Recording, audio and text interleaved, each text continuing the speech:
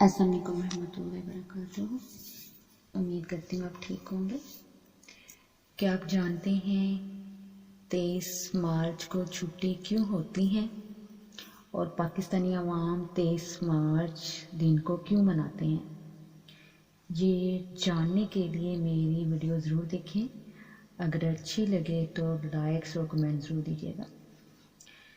آج کی ویڈیو میں آپ کو بتاؤں گی کہ 23 مارچ 1940 کو ایسا کیا ہوا تھا جس کی وجہ سے ہم تمام پاکستانی اس دن کو مناتے چلے آ رہے ہیں۔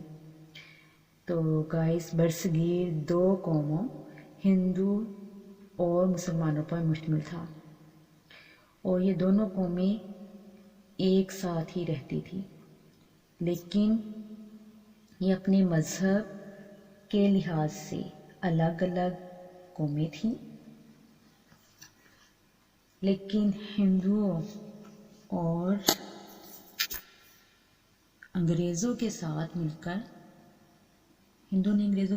کر مسلمانوں کو ہر طرح سے نقصان پہنچایا اور یہاں کے ملک کو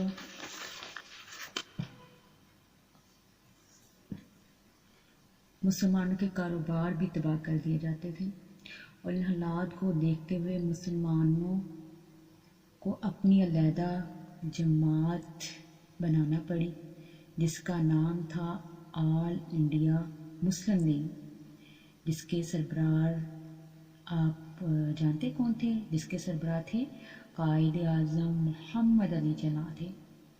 انہوں نے اس جماعت کو بنانے کا مقصد بیان کیا تھا کہ مسلمانوں کو ان کے حقوق دلائے جا سکیں، اور اس وقت حالات اتنے بگڑ چکے تھے کہ مسلمانوں کے لیے ایک علیحدہ ملک قائم کرنا بہت ضروری تھا۔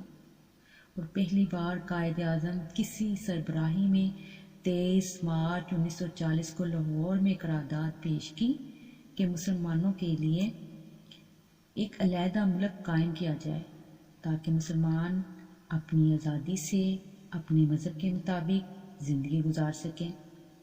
اور اس قرارداد کو AK فضل الحق نے پیش کیا، جس سے شیر بنگالی بھی کہتے ہیں، اور آخرکار قائد اعظم محمد علی جناح نے اور دیگر ساتھیوں جیسے کہ علامہ محمد اقبال، سر سید احمد خان، چودھری احمد علی، قائد اعظم محمد علی جناح اور بی بی فاطمہ یعنی کہ محترمہ فاطمہ جناح، ان سب کی کوششوں سے 14 اگست 1947 کو پاکستان معرض وجود میں آیا۔ یہی اس دن کی خاصیت تھی جس کی وجہ سے ہر پاکستان شہری 23 مارچ کو جشن مناتا ہے۔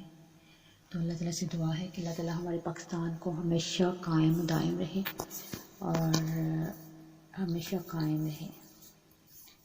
اگر میری ویڈیو آپ کو پسند ہے تو میرا چینل سے ایجوکیشن کو لائک اینڈ سبسکرائب کرنا مت بھولیے گا۔ Take care guys.